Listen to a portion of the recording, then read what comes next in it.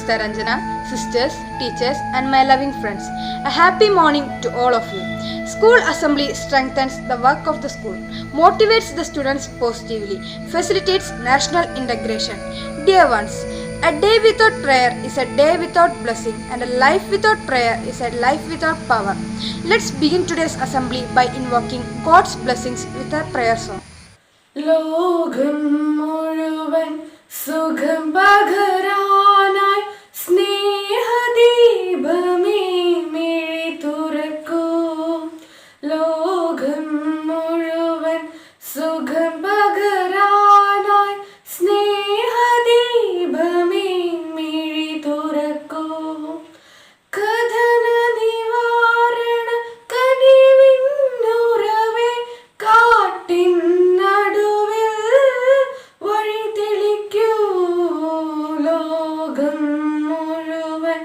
സുഖം പകരാനായി സ്നേഹദീപമേ മിഴി തുറക്കൂ.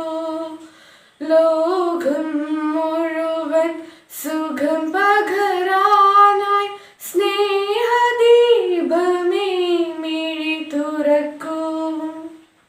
The influence of our great principle can never be erased. It's my pleasure and privilege to invite our principal, Sister Ranjana, to enlighten our minds with good thoughts. Good morning, dear sisters, teachers, parents, and my loving students. The theme for today's assembly is Today a Reader, Tomorrow a Leader.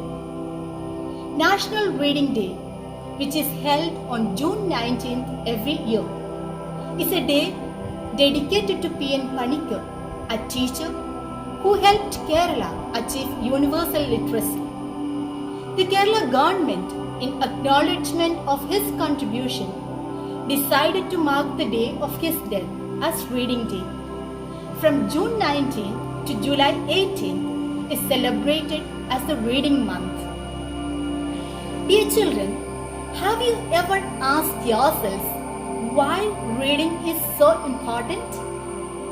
It's important because it's a good habit that will enhance your overall well-being and make you a better person. We come to know from the biographies of great men and women that most of them became great because of the inspiration they got from reading books, especially during their childhood days. Books not only inspire us, but they also provide knowledge. Reading has several merits. It keeps us connected with the world outside. It enriches and expands our vocabulary and develops the skill of concentration. Reading provides us with pure enjoyment. Reading exposes our mind to different cultures and languages of the world. Reading also gives us entertainment. Novels, short stories, poems, travelogues, and even comics entertain our minds. It helps us relax. It engages our mind in a way nothing else does. When we read, our imagination gets ignited. It's definitely a healthy exercise to the mind. Therefore, I request each one of you, dear children, to cultivate the habit of reading so as to get maximum benefit from it. Have a blessed day and a fruitful week ahead. God bless you all. Thank you, sister, for your informative and inspirational words. Books are the plane, the train and the road. They are destination and journey. They are home. Respected Principal Sister Ranjana, sisters, teachers and my loving friends, a pleasant morning to all. It's my privilege today to address all of you about the benefits of reading. Reading is important because it's a habit that can make you a better person. വായിച്ചു വളരുക, ചിന്തിച്ച് വിവേകം നേടുക. അക്ഷരങ്ങൾ നമ്മളുടെ കൂട്ടുകാരാണ്. വായന ശീലമാക്കി അറിവിന്റെ ലോകത്തേക്ക് പറന്നു വരാൻ. നല്ല നാളേക്കായി നമ്മുടെ കുരുന്നുകളെ വായനയുടെ ലോകത്തേക്ക് നയിക്കാൻ. ഇതാ നിങ്ങളുടെ മുൻപിൽ അക്ഷരമരവുമായി 1ാം ക്ലാസ്സിലെയും 2ാം ക്ലാസ്സിലെയും കൊച്ചുമക്കൾ.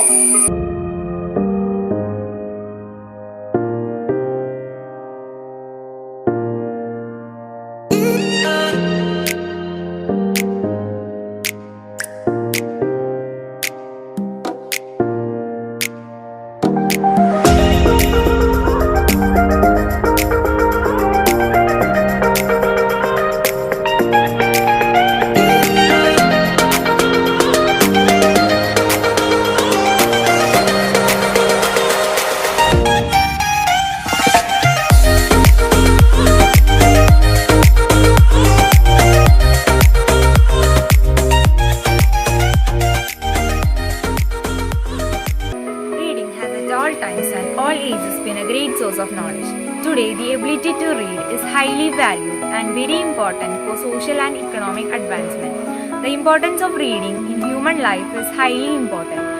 Except reading, we won't be able to develop our creativity or communication skills. When we read a lot, it helps us to reduce stress and depression.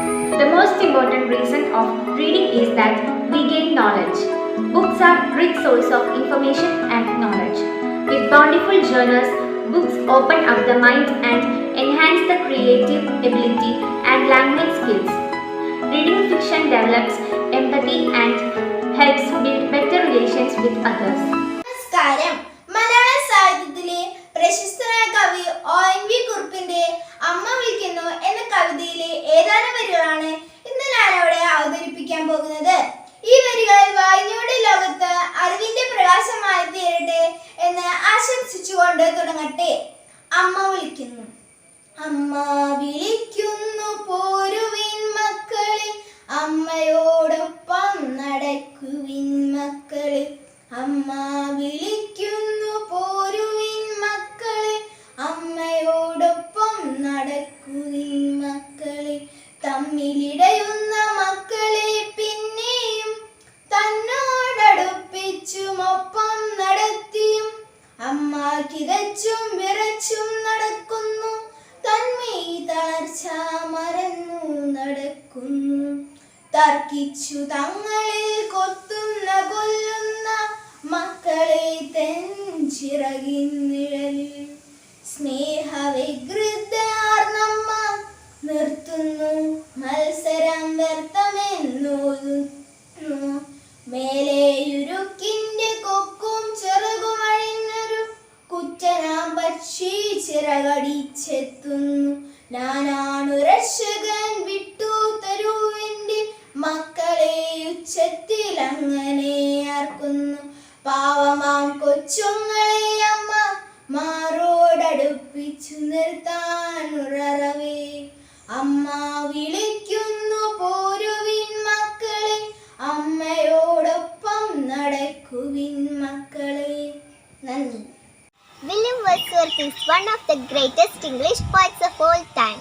He is a great lover of nature and most of his poems deals with the beauty of nature. Today I am going to recite the famous poem, The Solitary Reaper, written by him. Everlasting beauty and sorrow are the main themes of this poem. The central idea of the poem is that beautiful experience gives us lifelong pleasure. The solitary reaper. Behold her, single in the field, yon solitary highland lass, reaping and singing by herself. Stop here, O gently pass. Alone she cuts and binds the grain and sings a melancholy strain. Oh, listen, for the vale profound is overflowing with the sound. No nightingale did ever chant more welcome notes to weary bands of travelers in some shady horn among Arabian sands. A waltz so thrilling never was heard in springtime from the cuckoo bird, breaking the silence of the seas among the farthest hebrides. Will no one tell me what she sings? Perhaps the plaintive numbers flow for old unhappy far off things and battles long ago. Or is it some more humble name, familiar matter of today? Some natural sorrow, loss or pain that has been and maybe again? Whatever the theme the maiden sang, as if her song could have no ending. I saw her singing at her work and over the sickle bending. I listened, motionless and still, and as I mounted up the hill, the music in my heart I bore, long after it was heard no more. Thank you. नमस्कार. आज मैं आपके सामने एक कविता प्रस्तुत करने जा रही हूँ जिसका शीर्षक है कोशिश करने वालों की. इसका रचयिता है श्री हरिवंश राय बच्चन. लहरों से डर कर नौका पार नहीं होती, कोशिश करने वालों की कभी हार नहीं होती. नन्ही चींटी जब दाना लेकर चढ़ती है, चौड़ी दीवारों पर 100 बार फिसलती है.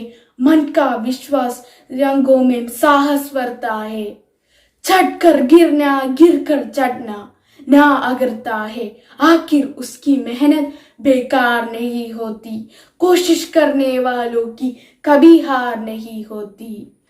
डुबकिया सिंधु में गोतागोर लगाता है, डुबकिया सिंधु में गोतागोर लगाता है, जा जाकर काली हाथ लौट कर आता है।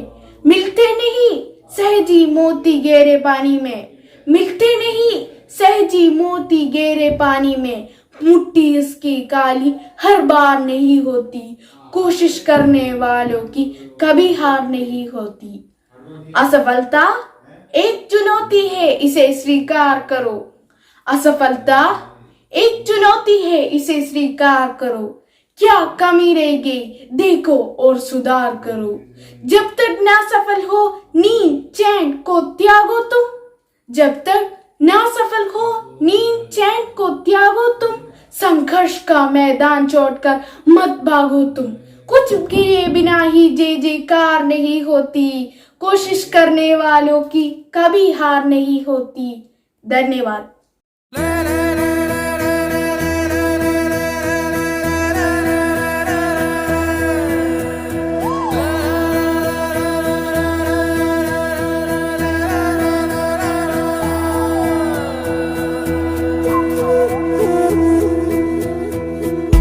കുഞ്ചന്റെ പൈങ്കിളി പഞ്ചവർണ്ണ പൈങ്കിളി കുഞ്ചും മണിച്ചുണ്ടുമായി തഞ്ചിവാവാ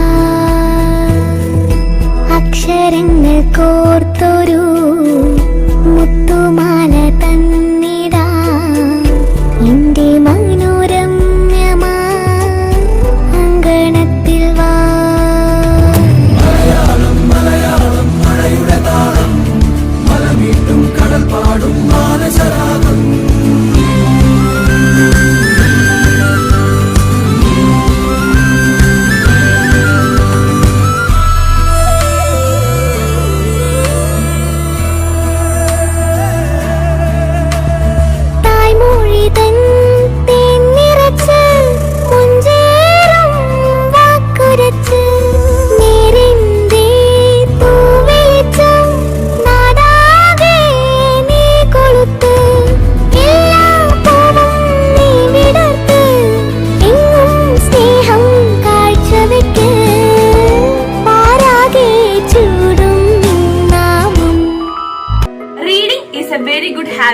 That one needs to develop in life.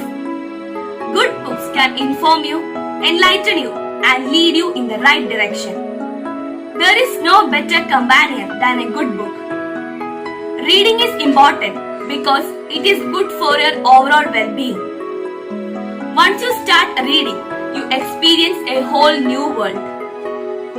When you start loving the habit of reading, you eventually get addicted to it. Reading develops language skills and vocabulary. Reading is also a way to relax and reduce stress.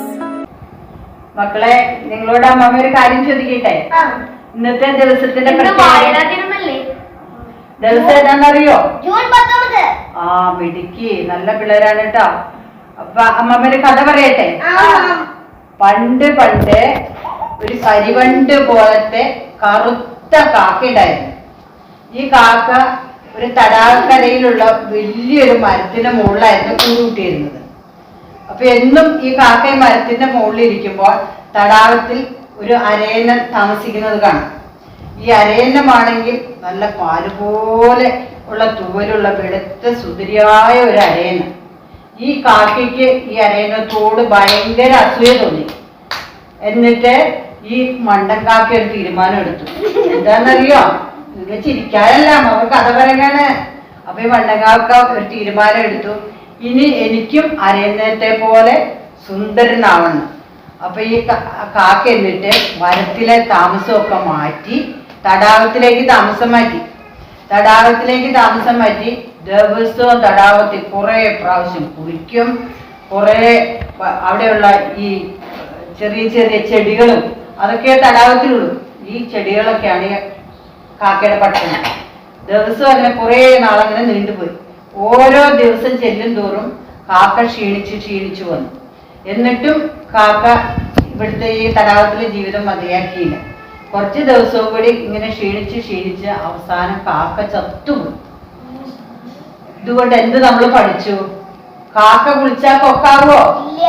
നമ്മളുടെ സ്വഭാവത്തിൽ നമുക്ക് മാറ്റം വരുത്തിയെന്നോർത്ത് നമ്മളെന്ന വ്യക്തി മാറുമോ? ഇതൊക്കെയാണ് നമ്മള് പഠിക്കേണ്ട കഥകൾ കേട്ടോ.